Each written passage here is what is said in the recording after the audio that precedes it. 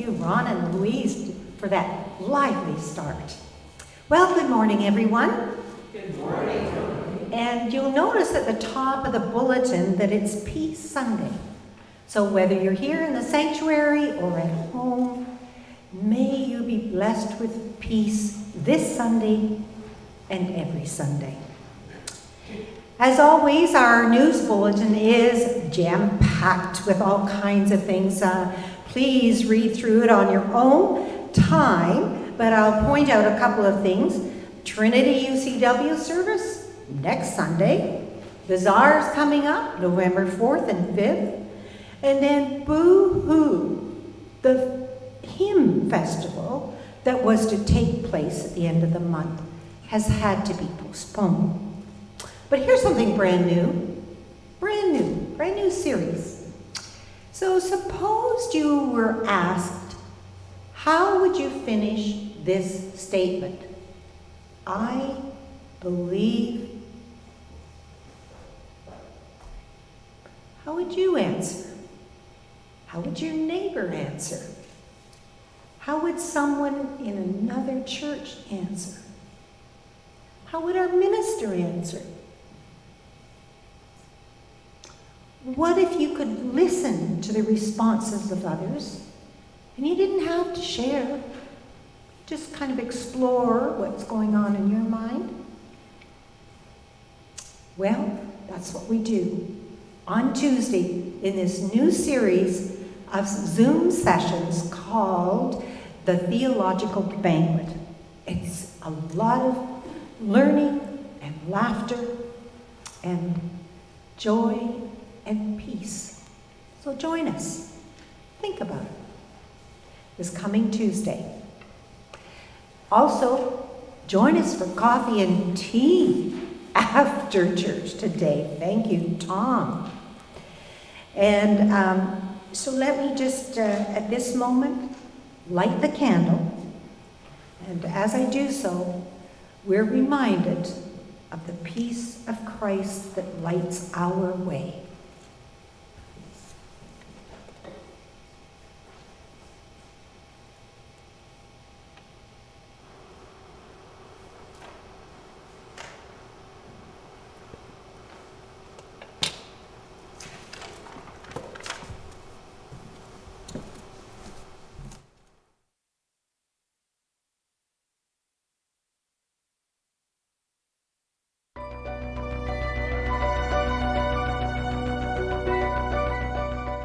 The Korean War began in 1950, and it hasn't ended yet. Many people believe that the Korean War ended in 1953. It didn't. An armistice was signed that year with the idea that it would be quickly replaced with an international peace agreement that would formally end the war. It never happened. Koreans are still waiting for a peace treaty. The United Church of Canada is responding to an urgent invitation from the National Council of Churches in Korea, a long-time mission and service partner of the United Church, to join with them in the Korea Peace Appeal. For more than 70 years, Koreans have lived in a constant state of hostility, which is solidified in the division of the peninsula. But the people of Korea have not lost hope. Their message to the world is this: peace first, end the war now. The Korea Peace Appeal campaign is a global campaign which seeks to gather 100 million signatures by 2023, the 70th anniversary of the signing of the armistice. The NCCK has challenged the United Church of Canada to gather 10,000 signatures by this summer. Join with Korean partners and all who seek peace in the Korean Peninsula and throughout the world. Please, sign the Korea Peace Appeal with me today.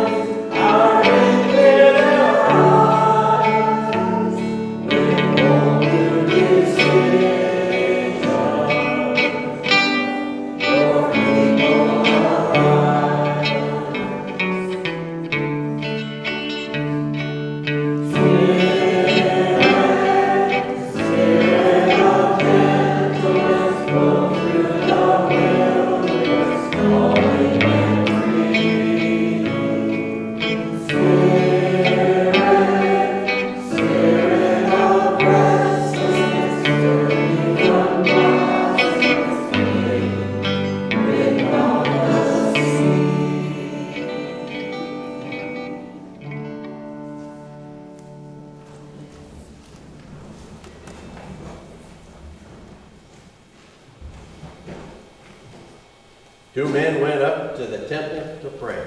2 people went up to the temple to pray. 2 folks. Not everybody went up. Rosemary and Ron and Louise came down to the church today. A bunch of people came up to the church to pray, up from the shore. Why? After a week of rain and snow, Thursday I was looking out the window of the study and it was snowing, and I saw cars going by, and south of here there was snow accumulating on the cars and the ground, eh? After a week like that, we've had a sunny weekend. What are you doing in here? Of course, a lot of the leaves are gone after this week. The show's not as good for driving around, but I'm going. The little church on the hill, just outside Owen Sound. Now, I was checking with Julian last night, but you can correct me later, and I know you will, but I think this is the last church open in the township, because Woodford Baptist closed. And many of you remember, and if you don't, go into the hallway at the front of the church outside the study, and you can see pictures of the churches that we closed and moved people and the pews, I'm told, here. The community hall that got torn down and the bricks turned into the back end of the building here. We've been doing this for a while, eh? And this is the last one open. So what do we do about that? Well, we have a lot of meetings. We write a lot of objectives and plans, and we try to manage our way out of it. How's that going? We blame a lot of macro factors, socioeconomic changes, demographics, rural depopulation. We mourn and lament our losses of kids and crowds and choirs. The old ecology of home and church and school and community center, a balance. We all knew how the thing worked. And it's out of whack, isn't it? And we're not going back. So do we come resentful, clinging to our righteousness against all those people that didn't come up to the church to pray today? Or do we show up regretful, abject, because we've failed our ancestors? Maybe if we got a good preacher. Is our sin pride or shame? Now, most people these days would seek therapy for this, lest they act out their pride or their shame in aggression or anger or reactivity. We just come for the music, the gathering. Even if you watch it online, asynchronously. What might put us right, in right relation with God, with one another, with our weekly acknowledgement that we are treaty people, living on Saugeen lands? Worship shouldn't feel like a meeting, nor should it feel like a lecture, unilaterally from me at you, nor a strategy huddle against some outside enemy. 2 folks went up to the church to pray. God knows why you came or came back. No, really, God knows. But do you? What difference would it make if we sat here for another half hour, or stood or sang or prayed? How would it change us, or how we dealt with the world this week? I want to suggest a couple of things. One is, what if God's doing just fine, and Jesus is doing even better? My colleagues in town tell me Salvation Army is hiring more youth workers. And we know there's other churches in town that are bursting at the seams. And a couple of people that have left us went to these churches and said, too many young people, it's noisy there.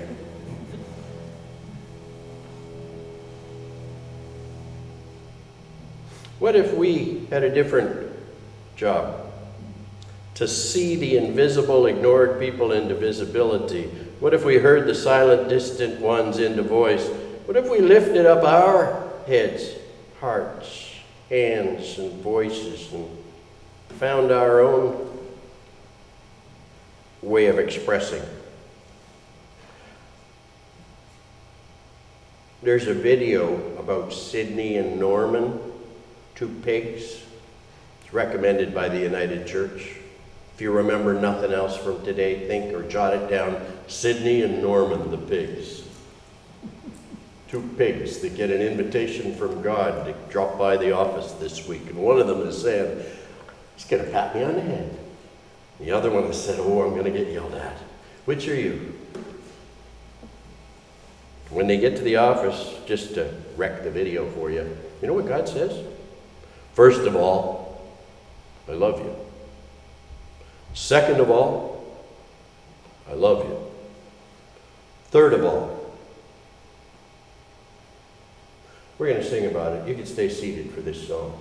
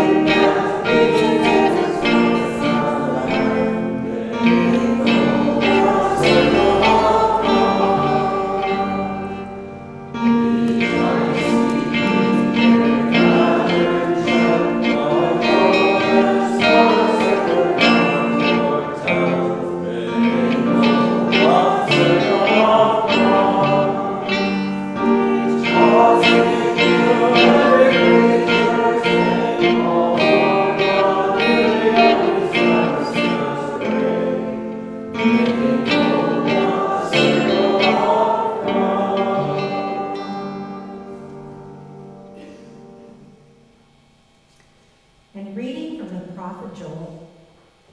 O children of Zion, be glad and rejoice in the Lord your God, for he has given the early rain for your vindication. He has poured down for you abundant rain, the early and the later rain, as before. The threshing floors shall be full of grain, the vats shall overflow with wine and oil. I will repay you for the years that the swarming locust has eaten, the hopper, the destroyer, and the cutter, my great army, which I sent against you.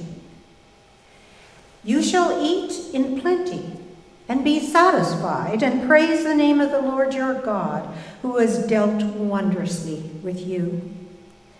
And my people shall never again be put to shame. You shall know that I am in the midst of Israel, and that I, the Lord, am your God, and there is no other. And my people shall never again be put to shame. Then afterwards, I will pour out my spirit on all flesh. Your sons and your daughters shall prophesy. Your old men shall dream dreams, and your young men shall see visions. Even on the male and female slaves, in those days, I will pour out my spirit. I will show portents in the heavens and on the earth, blood and fire and columns of smoke. The sun shall be turned to darkness and the moon to blood before the great and terrible day of the Lord comes. Then everyone who calls on the name of the Lord shall be saved. For in Mount Zion and in Jerusalem there shall be those who escape, as the Lord has said. And among the survivors shall be those whom the Lord calls. God still speaks.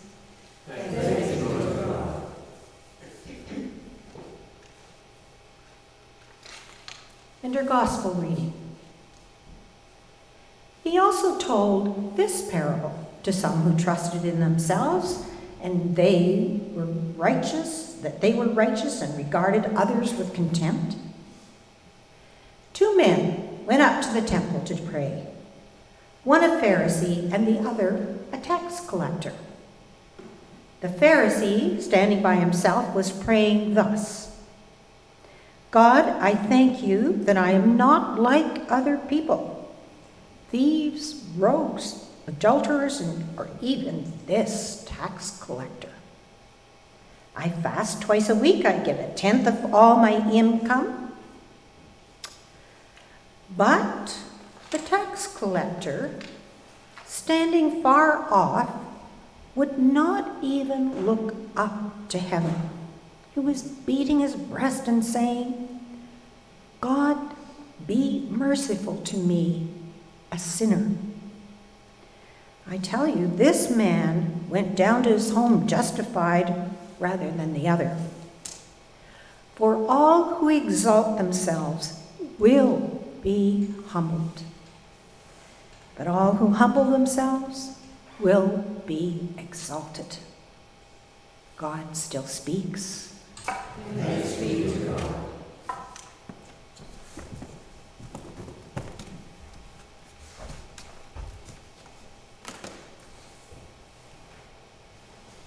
So if you want to make God laugh, tell her your plans.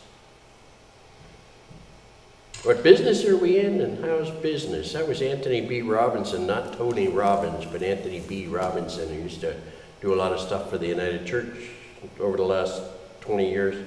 What business are we in, and how's business is a different question than what are your plans. It's more like, what did we set out to do?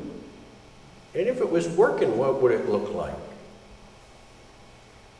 Perhaps we have too many plans and strategies and tactics because we've lost focus on our vision and the community that informs and expresses it, our lived faith, our way of being in the world. And Donna already mentioned we're doing a thing on Tuesday nights. We got another 4 Tuesdays left.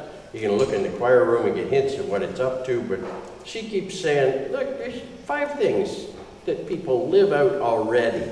You know it. Whether the church is here or not, they'll keep living it out.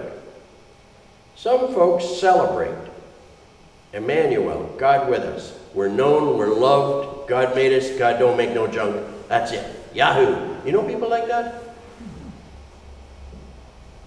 Remember people like that in this space? Do you see them now? There's other folks who nurture and support and form and reform us, the teaching, the gathering, the guiding. You know folks like that? Have they touched your life? Individually or in groups together? There's care and service, the helping of others, the responding to needs. You ever knew anybody around here that helped? Anybody? At anything? Or got together to help people better? Oh good, somebody nodded. I was a little worried.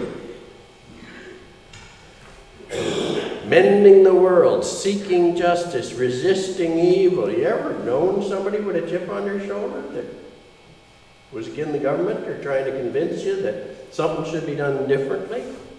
Oh, come on. I haven't been here long. And healing pathways, the cure of our souls, that spirituality, that classic irenic, peaceful stuff. You found it, you recognize. So whether the church runs or doesn't run, we're going to have people like that and communities of people like that, and God will keep raising people up, and people will keep having a lived faith, a way of being in the world. And if you overdo any one of them and get too cocky and proud of it, we know how to do this and they don't. That's pride. You're going to have trouble. You already heard the gospel about that, right? I don't have to overdo this. On the other hand, if you got shame and humiliation, you got it all wrong. You're stupid, you're evil, and God made a mistake when he made you. And of course all those churches should be wiped from the map with all the damage they've done to people. Well, that might be an extreme of shame to balance the extreme of pride. We have to navigate, not only individually, but collectively, what we're part of. And we were talking, you may have to close that door, because that guy's going to keep on hammering in his fence post until the service is over. Some folks do that on purpose. Thank you, Ken. In case you thought it was me hitting the pulpit, no, it was a guy putting a fence post in. Enough said. Too much said. So we were talking before the service, everybody's tracking pride goeth before a fall, pride and humiliation of overreaching and failing. Anybody heard the name Liz Truss? Do you think you'll remember it in a year? Anybody remember Boris Johnson? Think you'll remember him in a year? A little harder would be Xi Jinping. And what happened with Hu Jintao yesterday? All of a sudden he's missing. He's guy, space, guy. It's like the old days of airbrushed pictures of the Politburo in Russia. Pride, shame, somewhere in between we navigate an affirmation of right relations. So it's Peace Sunday, and you saw the video encouraging you to sign the Korean peace petition. How many people have done it? See? Look at that. Somebody reads those MailChimps. I keep putting them out. It was there yesterday. All you had to do was just keep scrolling down, and then when you see a picture, you hit the button, and it takes you to the website, and you sign it online. That's all there is to it. Remember the good old days of the United Church when there used to be 2 or 3 petitions at the back of the church every Sunday? Well, now it's just go home, use your keyboard. And let me remind you why we've been pushing that since January. We started pushing it in January because there was 1 year left till the 70th anniversary of the Korean armistice. But then something happened in February. Anybody remember? The Russians come into Ukraine. And all that energy of that same bunch of people who would have been pushing this started pushing the Ukraine stuff. And it got pushed off the awareness of any of us. China's threats to Taiwan and the China Sea, that African hunger that got worse because of all the other proxy wars going on that continent. In Canada, something was happening in Ottawa that distracted us. And I just feel like I owe it before the year is out to say to you once more, 1910, the Japanese took over Korean Peninsula. 1910. The Imperial Japanese adventure continues into Manchuria. Anybody remember this history? Century ago. Well, it ended in 1945 when our guys dropped nuclear bombs in Japan and then divided up the Korean Peninsula. The Russians got the top half and the Americans got the bottom half. By 1948, those were called nations. And then the Chinese took over invading, and the UN was the nominal, sort of like the Gulf Wars that we had, you know. The Americans were actually fighting the Korean War, but 26,000 Canadian soldiers went, 500 of us died, and That's not much against 3 million deaths in the Korean Peninsula. 3 million. 3 years. Whoever talks about the Korean War, I keep on doing funerals for those people. And they feel like forgotten, right? Because we remembered the good war.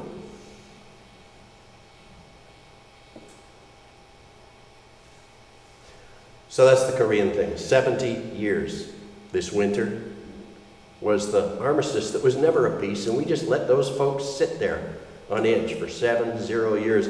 If that was the image of Cold War, of proxy war, what if it became the image of reconciliation, the first to actually make peace? That's why you're signing a petition. Go chase the links, or lie to me and said, oh yeah, I did that. Let me try another piece of history. You're worried that I'm not tracking, but it's only 10:33. I'm going to keep going. Something else was happening a century ago, around here. People around here were pulling up stakes because they'd been homesteading for, nearly a century. And a bunch of people pulled up stakes because there was land on offer out west. And that story overlaps with all kinds of families here. Mary and Murray aren't here today because Murray was the star of a orchestral evening where he was playing for his 51st year.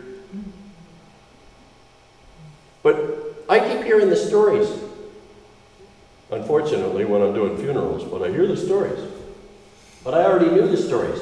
My in-laws, after the Riel Rebellion, the Canadian government wanted a bunch of Franco-Ontarians to go out to Saskatchewan to settle, to displace Riel and his activist matey.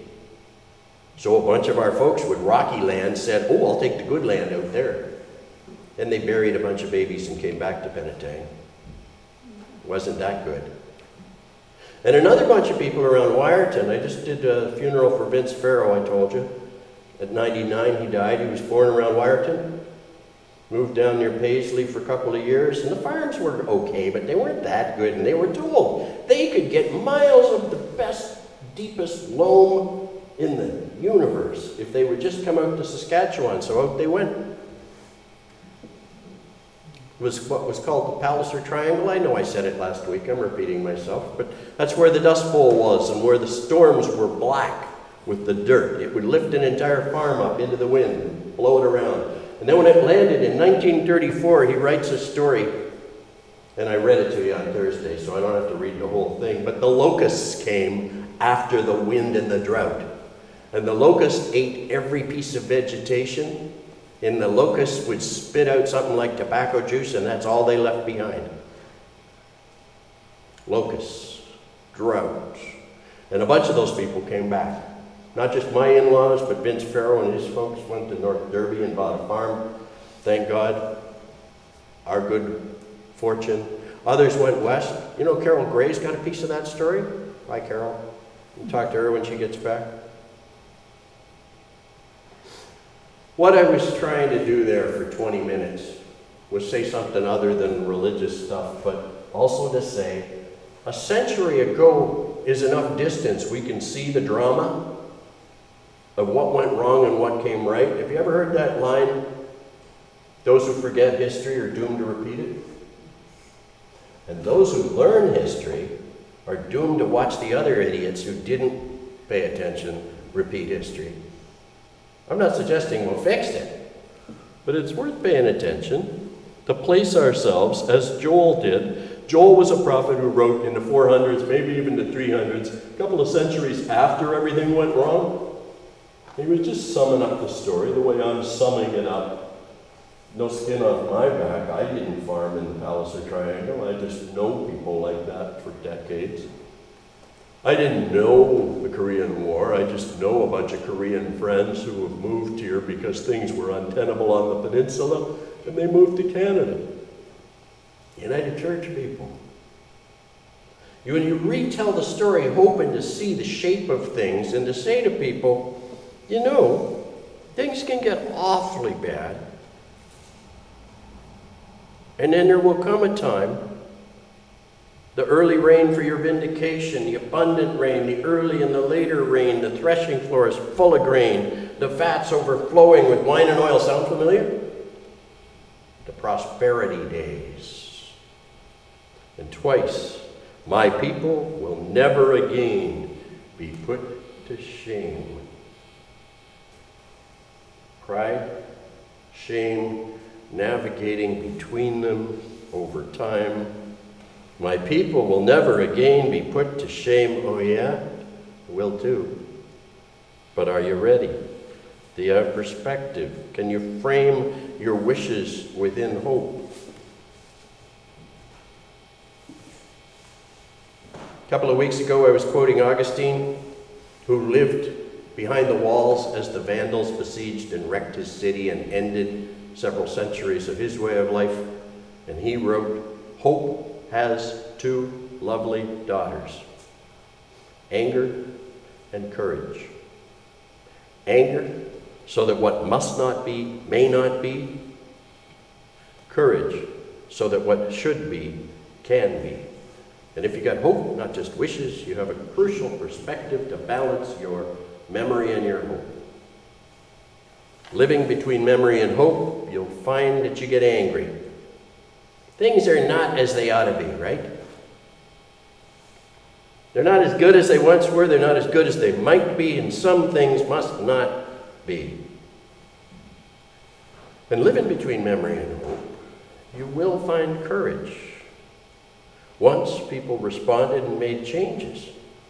And even now we could respond and make changes. What should be, can be. Now that's not a political program, and I didn't tell you how to vote. Most of you already voted.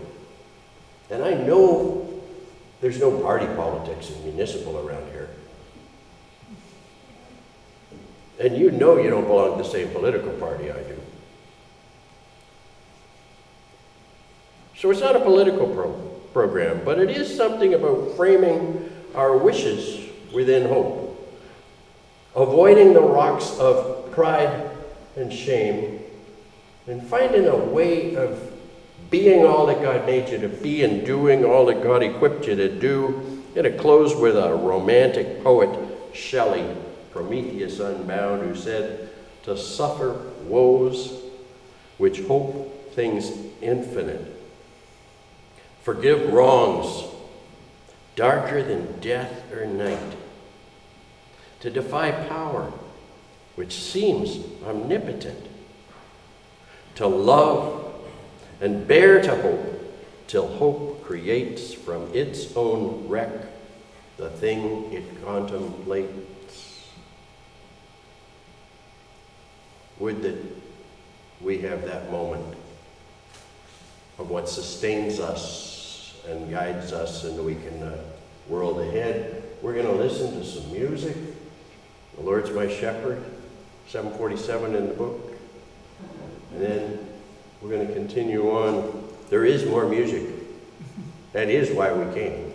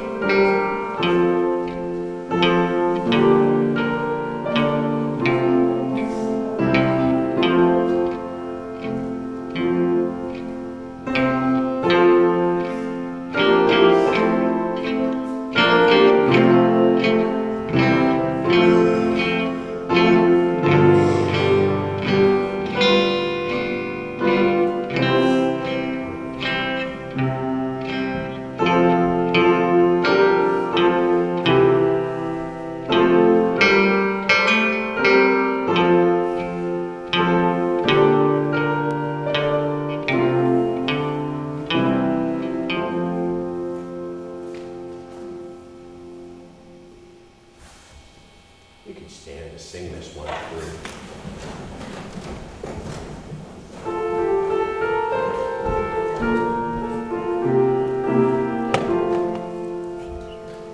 With gratitude and hope,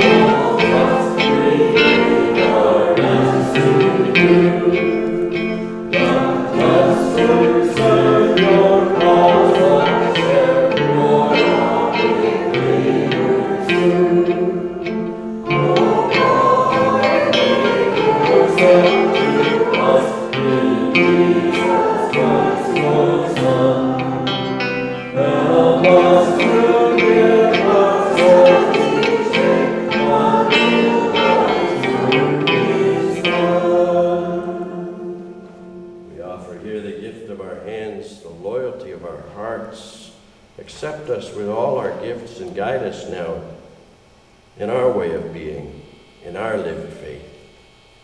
Amen.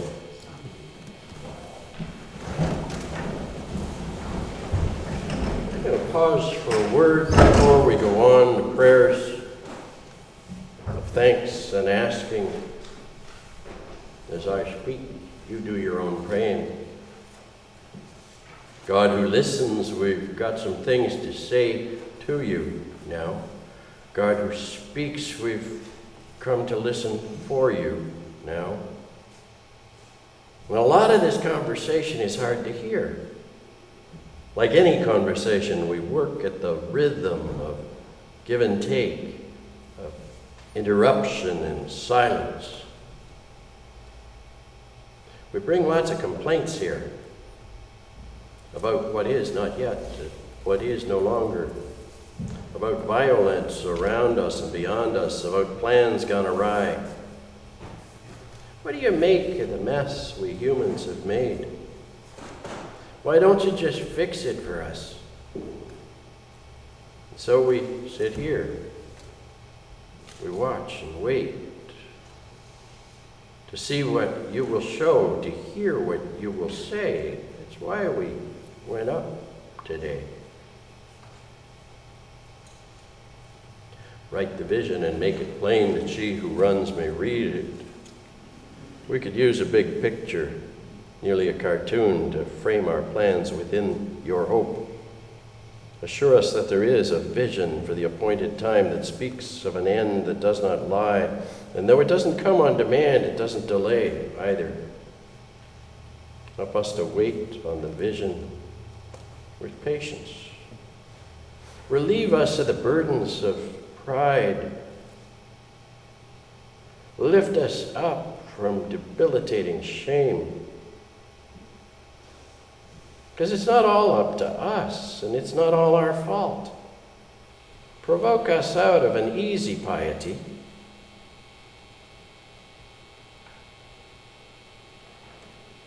Help us to imagine faithful partnership with you and others, where we hang back like outsiders, like observers, anxious about what you make of us and what others make of us.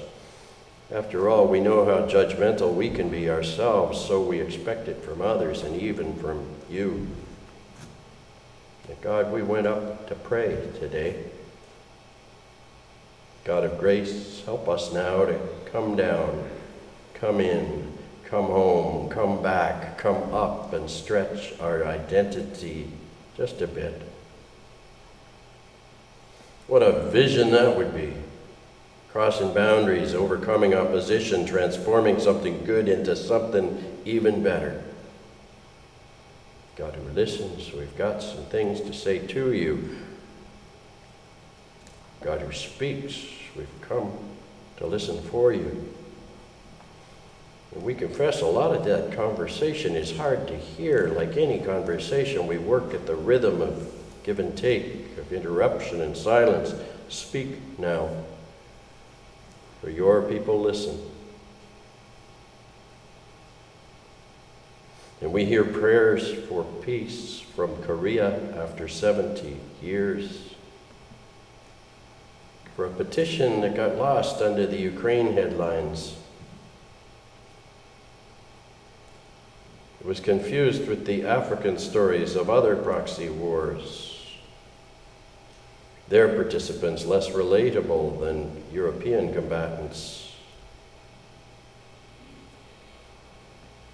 We're listening and watching for the prayers that arise from all violence, all violation of boundaries made worse by pride or by shame. We listen too for the prayers for healing. Not just for curing, but for healing. For right relationships, for reconciling ourselves to live well in the time we're given, in the company we keep, in and out of hospital and consultations. You know our prayers. Teach us a new way of seeing and framing those prayers. And assure us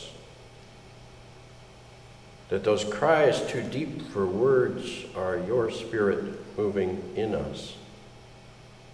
And when words of ours fail us, we join in words that we were taught to say together, Our Father, who art in heaven, hallowed be thy name. Thy kingdom come, thy will be done on earth as it is in heaven. Give us this day our daily bread, and forgive us our trespasses, as we forgive those who trespass against us. And lead us not into temptation, but deliver us from evil. For thine is the kingdom, the power, and the glory, forever and ever. Amen. This one's Sidney Carter, but it's all the same generation, isn't it? One more step along the way, you could stand, you might even move gently to this one.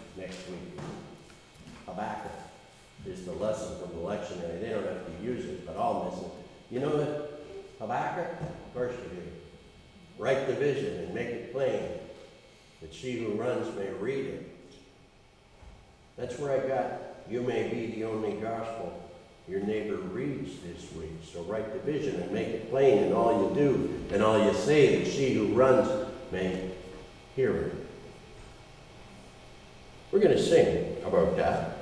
We're going to sing through a chorus twice. You need your hands empty. Well, unless you're running the projector chords, that's fair. Because you're going to clap.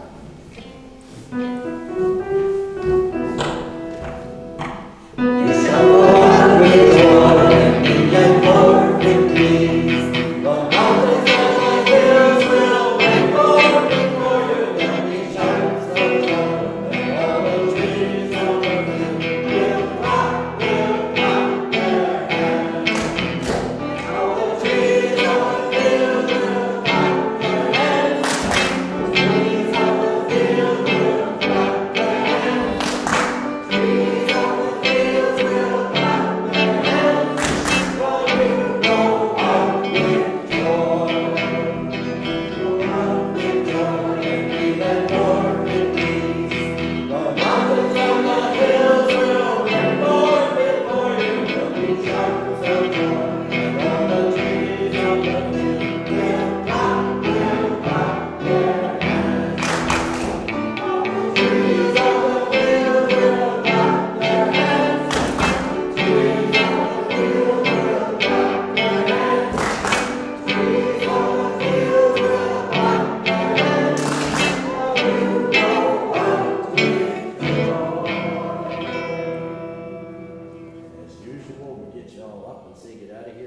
say, don't.